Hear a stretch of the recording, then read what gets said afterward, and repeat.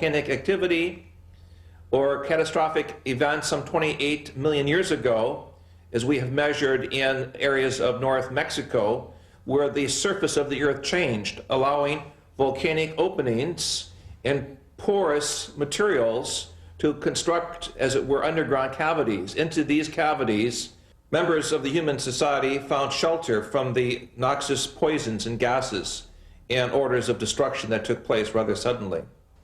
If we look at our planetary system, there is an obvious grid of underground cavities, from the areas of the Gobi areas of Central Asia to the areas of Malta in the Mediterranean to areas even of the mountains of Untersberg in Central Europe, Mont Blanc, Jungfrau, to areas we have specifically worked with seismology in central North Mexico, and also areas of the Andes. Peru, Ecuador, and Bolivia in particular have underground structures that run for hundreds of kilometers. In Southeast Asia, we know that these structures also exist in the areas of Sumatra, Borneo, and Indonesia. Clearly, throughout the world, there are major areas which seem to be contact points with parallel evolution. Dietrich Eckart shaped Hitler's thinking more than we can imagine today. He also directed him towards a mediumistic education and showed him how to make contact with the spiritual world, in particular with the Germanic gods and the ancient Hyperborea people from Agartha. Thus, the leader became a guided one who communicated with the spiritual world and the masters of Agartha. Only when he had developed these mediumistic attributes to the full did Dietrich Eckart propagate the idea of a leader, Führer, in the Tula Society and in the popular esoteric circles.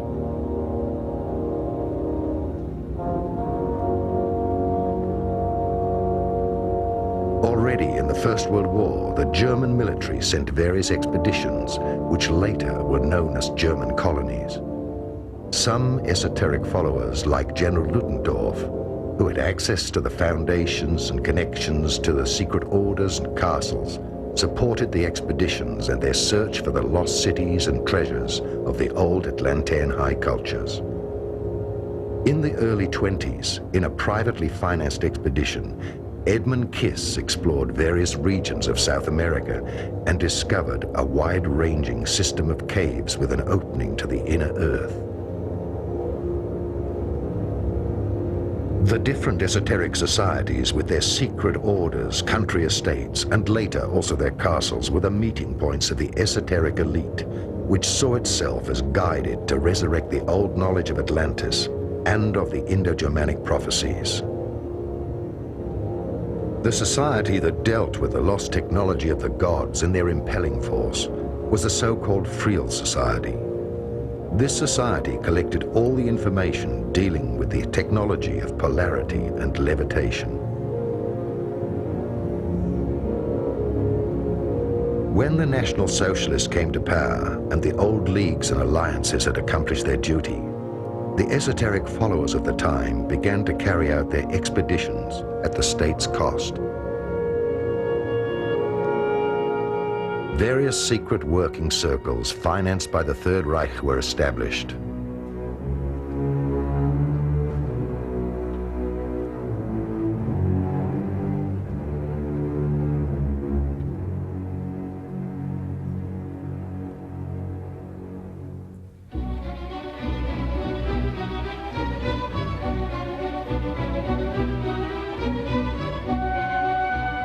The committee of the group, Heirs of the Ancestors, was concerned with the study of races, and some high esoteric followers were contracted to investigate the past of the Aryan race with ordinary archaeologists and scientists.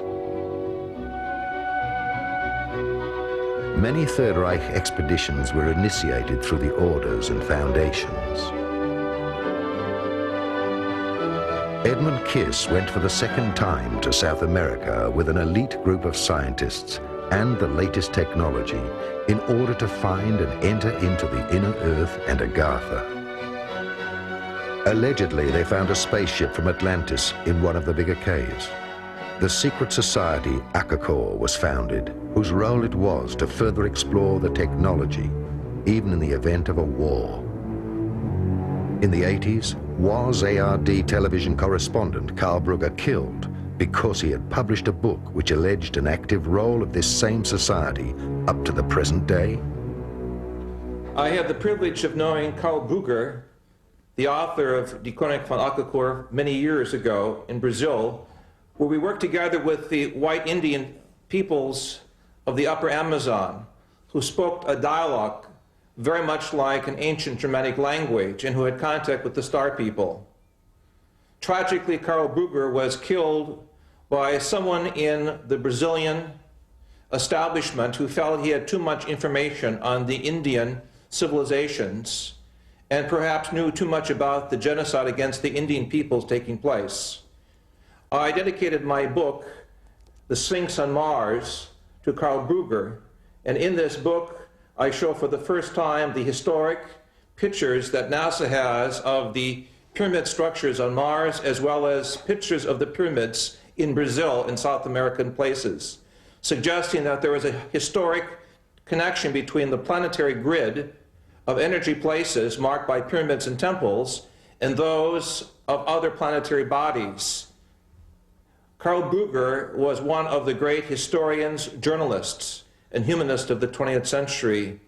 It is very important for each of us to try to get in contact with his teaching, his legacy, because it forms the connecting link between the Indian peoples, the earlier Atlantean-type peoples, or what is called in Central America the Atlans, the great giants who are blonde, and the European peoples, to show a connecting bridge between civilizations and centuries.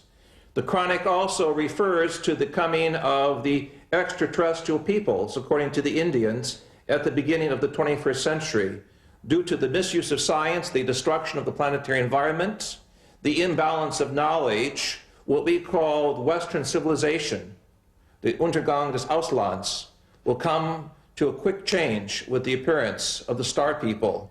And for this reason, we must keep our eyes and ears open to the signs from space of a new communication system, connected also with the teachings of the Indian peoples.